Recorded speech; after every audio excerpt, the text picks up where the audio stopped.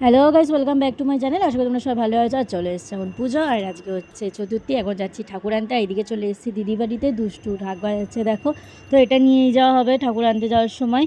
তো আজকে ঠাকুর আনতে যাবো সবাই মিলে। তো কে কে যাচ্ছি না যাচ্ছি তোমাদের অবশ্যই আমি দেখাবো। তো চলো যাওয়া যাক।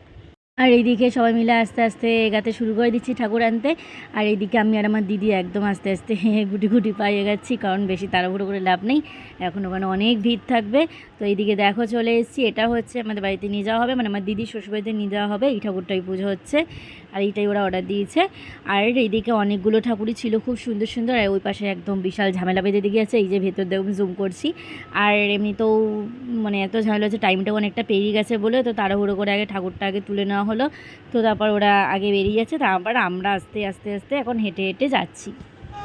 আর এদিকে চলেও এসেছি, এখন ওদের বাড়ির গলির মধ্যে ঠাকুরটাকে ঢোকাবে, তো গাড়িটা করে নিয়ে যাওয়া হচ্ছে। আর আমরা একদম সামনের দিকে আছি, কারণ একটা পুরোটা যাবে গলি। আর প্রত্যেক বছরই গলি থেকে ঠাকুরটা আনার সময় একটু অসুবিধা, আসলে ছোটো তো গলিটা, তো সেই জন্যই সবাই টেনেই আর কি নিচ থেকে একটা কাঠ দিয়ে কীভাবে একটু টেনে আনে। তো তোমাদের আমি দেখাচ্ছি, চলো।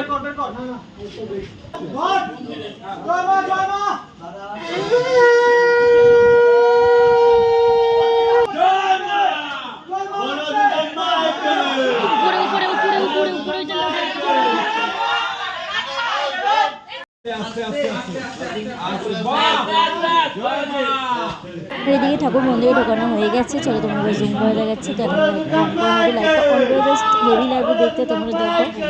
আর মানে ইয়েটা মন্দিরের কালারটা এত সুন্দর করেছে, তো ঠাকুরটা কিন্তু বেশ ভালো লাগছে। তো তোমাদের কেমন লাগছে আমাকে অবশ্যই কিন্তু কমেন্টে জানিও। আর এখন পুরো ঠাকুরটাকে একদম সেট করা হবে এই জায়গাটা ভালোভাবে একটুখানি। তো ছোটো তোমরা দেখতে থাকো ভিডিওটা।